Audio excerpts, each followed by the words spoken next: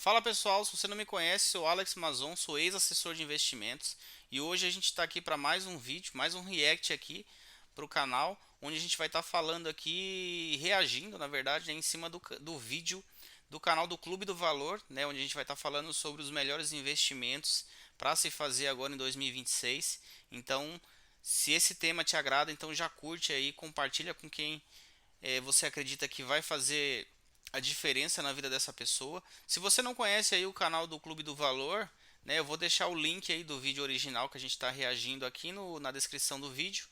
E dá uma força lá também. E aproveita e já dá uma força aqui pro nosso canal que está começando agora. Mas a gente vai agregar bastante coisa aí na vida de vocês. Então já curte, segue, compartilha e vamos pro vídeo. Quais são os melhores investimentos para 2026, que está começando agora? Aliás, feliz ano novo. Nesse vídeo aqui é isso que eu vou te responder. 2025 foi o ano de alta de bolsa, seja brasileira, seja norte-americana. Mas olhando para 26, será que é a bolsa que vai vencer? Ou será que é a renda fixa ou o ouro? Presta muita E aí, gente, vocês estão apostando em quê? atenção aqui nesse vídeo, porque aqui eu vou te responder como a gente faz para saber se algo está caro ou se está barato, o que rolou em 25 e principalmente quais as perspectivas para 2026 e como estruturar uma carteira com os melhores investimentos possíveis para ver o teu patrimônio ser preservado e multiplicado com o passar do tempo. Então, presta atenção em tudo que eu vou te mostrar, já deixa o dedo no like se você gostar do conteúdo e vamos começar aqui com o conceito de preço. Para entender onde investir, é um passo bom você entender como determinar se algo está caro ou barato, certo? Para isso, quero fazer uma analogia com carros, tá? Vamos pensar num Porsche. Vamos pensar ali num Porsche Panamera, tá? Vamos dizer que esse aqui seja o teu sonho de consumo. Agora, se alguém chega e fala, olha, eu vendo o meu Porsche Panamera para ti, ele tá seminovo e eu te vendo ali por 10 milhões de reais. O que tu vai fazer? Tu vai pensar, pô, tu tá louco. Não faz o menor sentido. Isso aqui está muito caro, mesmo sendo um Porsche Panamera. Da mesma forma, se alguém te oferecer um Renault Kwid, sim, um Kwid, 0 km, um carro que possivelmente não é o teu sonho de consumo, mas se alguém te oferece ele por 20 mil reais ou 30 mil reais, opa, você pensa, cara, esse carro aqui custa 79 mil, então um 0 km me parece que tá bem barato. É óbvio que talvez tu pense, não, peraí, tem um risco aqui desse desconto significar que esse carro tem algum problema, veio com algum BO de fábrica, mas inegavelmente você olha e pensa, tá barato. No mercado financeiro acontece mais ou menos da mesma forma. Inclusive aqui no Clube do Valor, uma das nossas principais estratégias de seleção de ações é justamente uma estratégia de selecionar ações que sejam muito baratas, muito descontadas. Gente, aqui no vídeo ele está falando sobre valuation. Valuation é algo que muitos investidores acreditam. E eu tenho as minhas dúvidas, porque eu acredito que o mercado ele é eficiente na hora da precificação. Então, é um cálculo, se você estudar e ver como é formado esse cálculo de valuation, é um monte de achismo. Então, eu não vou muito por essa linha. Eu não acredito que exista ação barata ou ação cara, porque eu acredito que existe até um estudo, né, americano onde fala que o mercado ele é eficiente na sua precificação. Então, por mais que aconteça oscilações, o mercado ele sempre vai se regular o mais rápido possível. Então, para você aproveitar em um momento de do que ele está falando aqui, né, de você aproveitar uma ação barata, o intervalo é muito curto para você conseguir aproveitar esse momento de entrada. E na média, para você entender se uma ação ou se um fundo imobiliário, uma ação norte-americana está barata, você olha para alguns indicadores. Eles são uma forma simples, rápida de você entender ali se tem algum desconto ou não. Eu quero pegar aqui como exemplo o índice preço por lucro, o PL. PL.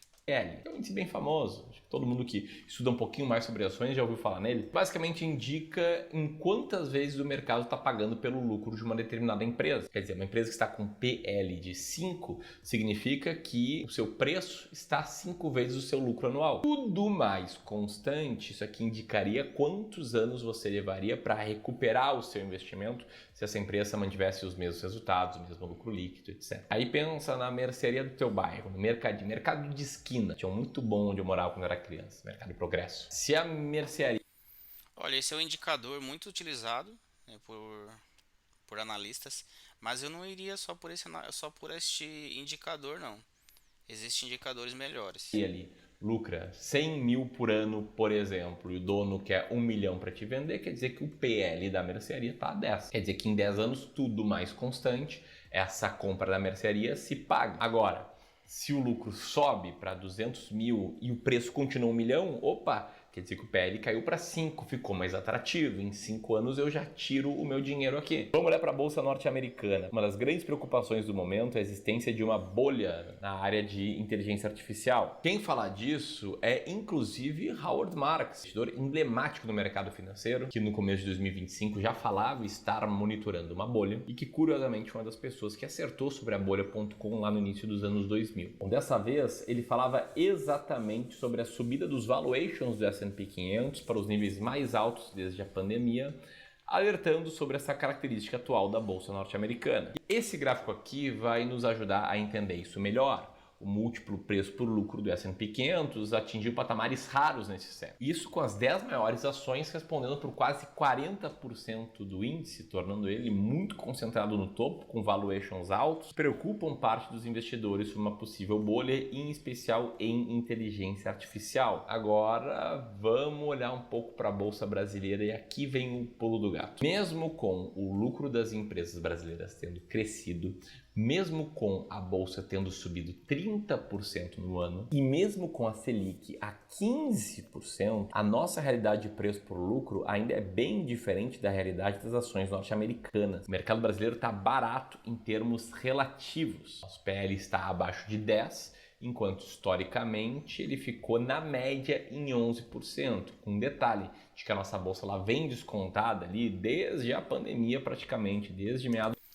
Isso tem influência da nossa taxa Selic, né? Como ele mesmo falou, que a nossa taxa de juros está muito alta, isso inibe investimentos de empresa por não estar conseguindo captação de dinheiro barato, né? Digamos assim, eles não conseguem aí financiar novas aquisições, investir realmente na empresa com dinheiro do banco, porque os juros realmente está muito alto. De 2021. E se o lucro das empresas, se o resultado delas continua lá, firme e forte, crescendo, imagina o que será que pode acontecer quando a taxa de juros começar a cair e quando o Brasil passar a precificar juros de longo prazo mais baixos do que os atuais. Aí você pode se perguntar, mas por que isso acontece, Ramiro? Por que o PL ainda está baixo, mesmo com a bolsa subindo pra caramba? Bom, aqui podem ser vários motivos, né? As pessoas ainda estão travadas na renda fixa com taxas altas, elas ainda estão com medo de volatilidade. Inclusive dá para ver quando a gente olha essa tabela, né?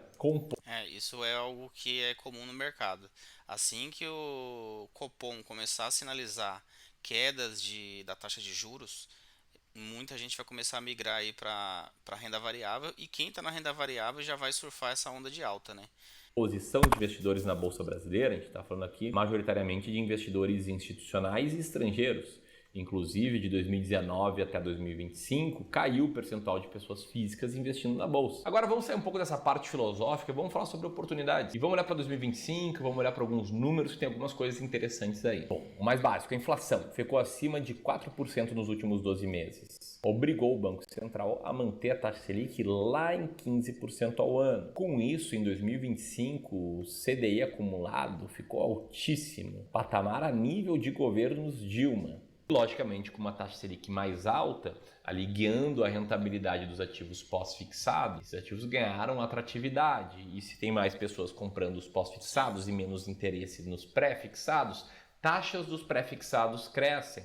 Então a gente vê aí um tesouro pré-fixado rendendo quase 14% ao ano até 2035, podendo travar essa taxa. A gente vê títulos pagando IPCA mais uma taxa de juros, beirando ali 7,5% até 2035. Então a gente viu taxas muito altas na renda fixa brasileira ao longo de 2025, mas talvez a grande surpresa tenha sido na renda variável, que ninguém.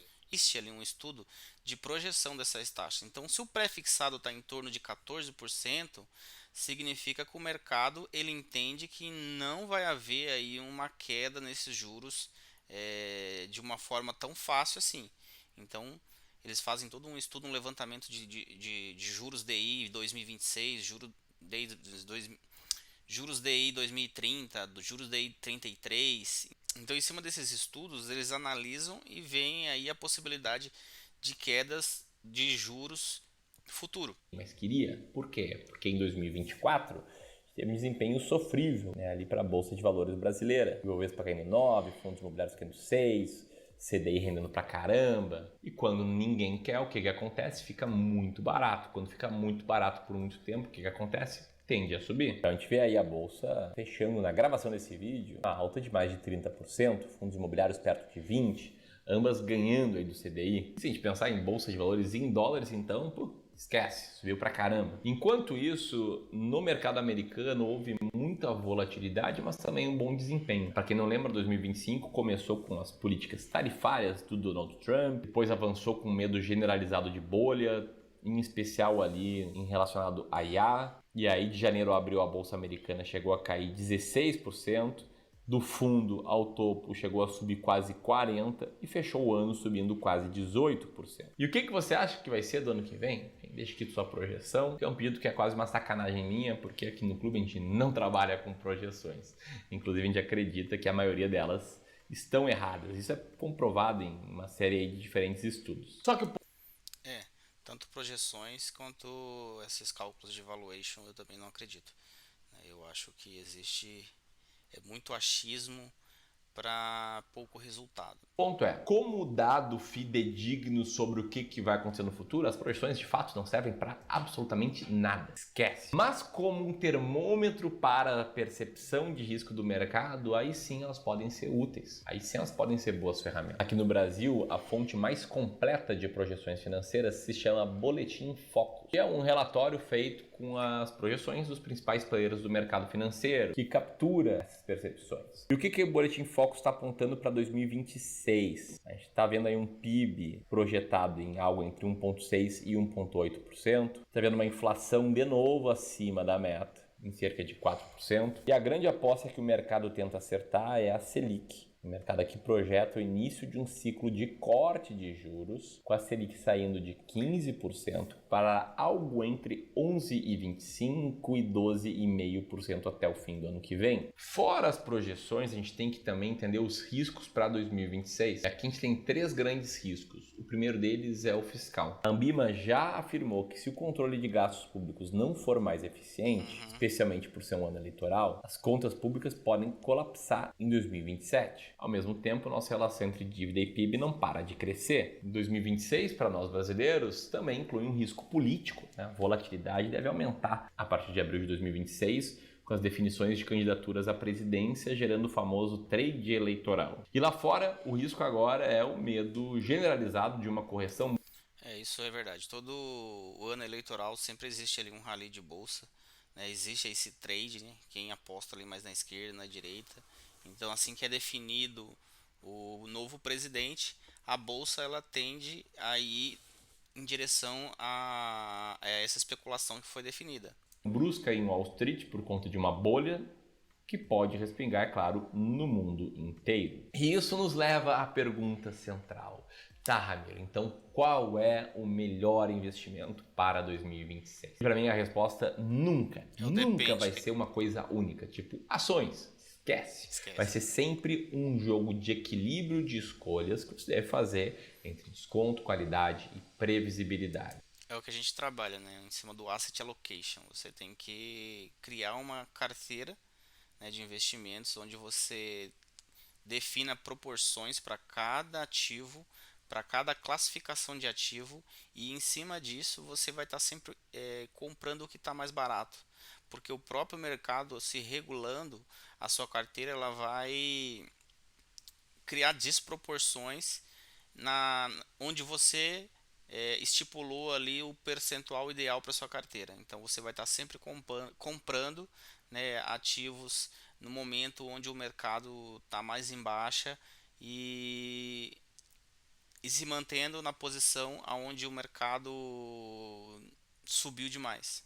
Como assim? A gente pensar em oportunidade de desconto, o Ibovespa está bem descontado, tá? Mesmo depois de um 25 forte, as ações na média estão bem descontadas. Mesmo depois de toda a alta. Se a gente for pensar em qualidade, a gente sempre tem que ter um pezinho nos Estados Unidos. Porque investidor brasileiro que tem tudo atrelado ao Brasil está correndo muito risco. Mesmo com uma eventual possível bolha da IA. Existem estudos que nos mostram que para você ter uma carteira bem diversificada, tanto em risco país quanto em risco mundial, é de você ter aí pelo menos 50% dessa sua carteira investida, né, em ativos fora do país. Então 50% no país, 50% fora do país. Não necessariamente 50% nos Estados Unidos, né? Você pode sim pré-definir um percentual para você investir aí em várias nações diferentes e ter aí esse equilíbrio dentro da sua carteira. Vendo aqui que todo investidor de longo prazo com mínimo de tolerância ao risco tem que ter participação no exterior. Em 2025, empresas como a Nvidia batendo recorde atrás de recorde de lucro, puxadas de fato pelo boom da inteligência artificial. E o fato é que se dá qualquer coisa ruim no Brasil, o dólar sobe bastante e essa parte da nossa carteira nos beneficia. E o terceiro ponto, sobre previsibilidade e altas taxas, não dá para não mencionar a renda fixa. As taxas de renda fixa, na média, estão muito altas. Inclusive a Selic lá em cima. E nesse momento, talvez você esteja pensando, poxa, Ramiro, falou e não falou nada. Sabe por quê? Porque toda essa história de o melhor investimento Não é existe. Fugazi, né? Sabe? Do Lobo de Wall Street, Fugazi. O melhor investimento não existe. O que realmente importa não é a taxa de renda fixa. O que importa é você, a sua tolerância ao risco, o nível de retorno que você busca para o longo prazo, a sua experiência como investidor. Isso importa muito, mas muito mais do que a procura pelo melhor ativo. A procura pelo melhor ativo se chama market timing. Porque se você procura o melhor investimento na realidade é aquilo que que é o que ele falou, você tem mais conforto em investir. Você tem que respeitar o seu perfil de investimento, porque respeitando o seu perfil de investimento, você vai estar trabalhando dentro do seu risco tolerável. E isso é o que realmente importa, é você se sentir confortável com seus investimentos.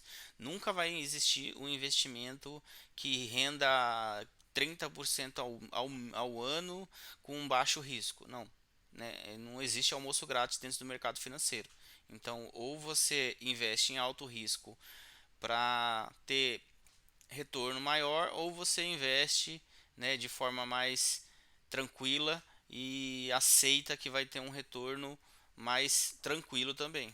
Market timing não explica nem 9% da performance de uma carteira. Sabe o que explica 91% da performance de uma carteira? A sua alocação de ativos. Como é que você vai dividir a sua carteira em diferentes classes de ativos? O que mais importa é a tua macroalocação, que tu tem que seguir, faça chuva ou faça sol, não com base numa expectativa de bolha da IA, não com base numa crítica econômica do Copom, não com base em nada a não ser E isso é uma coisa que eu bato muito em influencers que divulgam a sua carteira, porque as pessoas começam a copiar a forma, o modelo, os percentuais só que aqueles percentuais é de acordo com o perfil dele. Cada pessoa tem a sua tolerância, cada pessoa tem o seu perfil, então eu acredito que cada pessoa deveria ter também, né, a sua proporção em cima de cada ativo, em cima de cada classe, de forma personalizada também. E esse é o vídeo de hoje. Se você gostou, curte, compartilha, né? Deixa o seu comentário aí o que você achou e até a próxima.